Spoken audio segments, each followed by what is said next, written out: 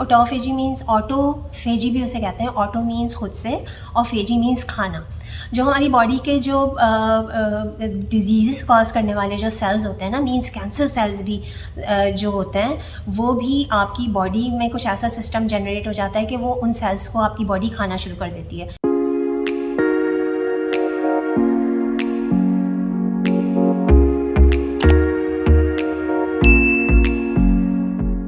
अस्सलाम वालेकुम, welcome back to my channel. मैं हूँ डॉक्टर सादिया शेख। जब कभी हम वेकेशंस पे जाते हैं तो हम बहुत ही ज़्यादा फ्रेश होके वापस आते हैं और फिर से हम बहुत ही एंथुजियास्टिक तरीके से अपनी सारी रिस्पॉन्सिबिलिटीज़ और अपने सारे काम, अपने सारे रूटीन पे हम वापस आ जाते हैं, राइट। तो इसी तरह से हमारी बॉडी का भी राइट है कि वो भी वेकेशन पे जाए, और अल्लाह ताला जो है वो साल में एक दफ़ा हमारी बॉडी को भी वेकेशंस पे भेजते हैं।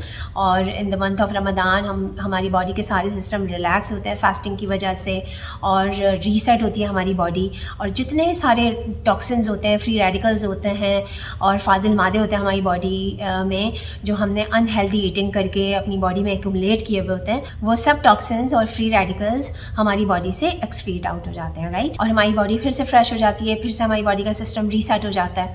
अच्छा, जैसे मैंने अभी आपको थंबनेल से आपको ये पता चला कि इंटरमिटेंट फास्टिंग और ओमैड तो डाइट है ही नहीं, तो ये क्या है फिर? इंटरमिटेंट फास्टिंग की ही एक टाइप है OMAD. OMAD stands for 1 meal a day, और उसमें ये होता है कि आप कोई भी डाइट आप उसके अंदर इंक्लूड कर सकते हैं, बेशक वो लो कार्बोहाइड्रेट डाइट हो, चाहे वो मेडिटेरेनियन डाइट हो, चाहे वो पैलियो डाइट हो, चाहे वो कीटो डाइट हो, मीन्स कोई भी डाइट आप उसके अंदर इंक्लूड कर सकते हैं। ये एक मेथड है, एक तरीक़ाकार है। जैसे इंटरमिटेंट फास्टिंग डाइट तो नहीं है ना, उसमें तो ये है कि आपने 10 से लेकर 16 तक जो भी विंडो आपको सूट करती है, जैसे मैंने आपसे कहा था कि ग्रेजुअल चेंजेस लानी चाहिए। 10 करें, फिर 10 आवर्स की फास्टिंग करें, फिर 14 की, फिर 16 की, इस तरह से अपनी बॉडी को बेबी स्टेप्स लेके, स्मॉल स्टेप्स लेके अपनी बॉडी को आदी बनाएं, ठीक है। और उसमें जो मील्स हम लेते हैं, जो खाने हम लेते हैं, वो उसमें कोई भी डाइट आप डाल सकते हैं। ये तो एक तरीक़ाकार हो गया। तो 1 मील अ डे मीन्स एक दिन में एक मील आपने लेना है, और उसमें आप कोई भी डाइट आप इंक्लूड कर सकते हैं। This is the right time कि मैं आपको ओमैड के बारे में एक्सप्लेन करूं कि ये कितनी मिरेकलस मेथड है, और इसका तरीक़ाकार आना चाहिए, इसका तरीक़ाकार पता होना चाहिए कि इसको किस तरह से आप को फॉलो करना है।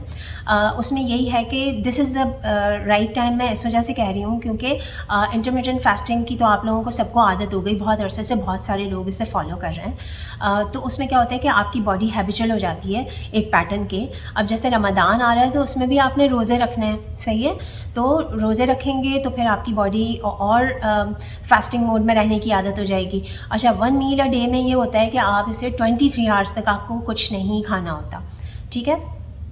तो फिर आहिस्ता आहिस्ता आप इसको परफॉर्म करने का तरीका ये होता है कि महीने में आप एक दफ़ा करें, और उसके बाद जब आपकी बॉडी को आदत हो जाए फिर आप इसे फोर्टनाइटली भी कर सकते हैं, मीन्स 15 दिन में एक दफ़ा भी कर सकते हैं। और डाइट मैंने आपको बता दिया कि उसके अंदर कोई भी डाइट आप ये ले सकते हैं, ये सारी हेल्दी डाइट्स हैं। जैसे मेडिटेरेनियन डाइट का मैंने कहा था कि it is the healthiest diet on the earth, वो मैंने इस वजह से कहा था। वैसे तो जितनी भी डाइट्स होती हैं ना, वो सारी लो कार्बोहाइड्रेट डाइट्स ही होती हैं। अनहेल्दी जो बैड कार्बोहाइड्रेट्स हैं, अनहेल्दी कार्बोहाइड्रेट्स हैं, वो तो हमें वैसे ही ओमिट कर देना है, एलिमिनेट कर देना है अपने रूटीन से।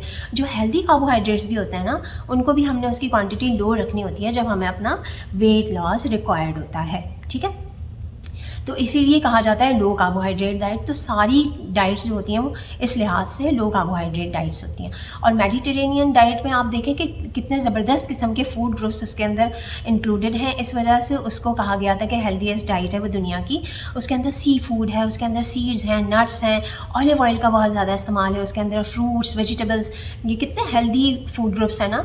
तो ये सारे के सारे इंक्लूडेड हैं, और इन सारे हेल्दी फूड ग्रुप्स को इंक्लूड करते हैं जब आप अपनी डाइट में, तो आप जो है वो heart disease, diabetes, hypertension, cholesterol, जितनी भी डिजीज़ होते हैं उससे आपकी प्रिवेंशन हो सकती है, उससे आपका बचाव हो सकता है। इसलिए ये डाइट बहुत ही ज़्यादा हेल्दी डाइट है कि लोगों को कम से कम डिजीज़ होती थी इससे, ठीक है। अच्छा जी, इसके अलावा ये है कि लो कार्बोहाइड्रेट डाइट जैसे मैंने आपको बता दिया। अच्छा, जब आप इसे फॉलो करेंगे, after Ramzan is the best time कि आप इसे फॉलो करें, और महीने में एक दफ़ा आप इसे फॉलो करें।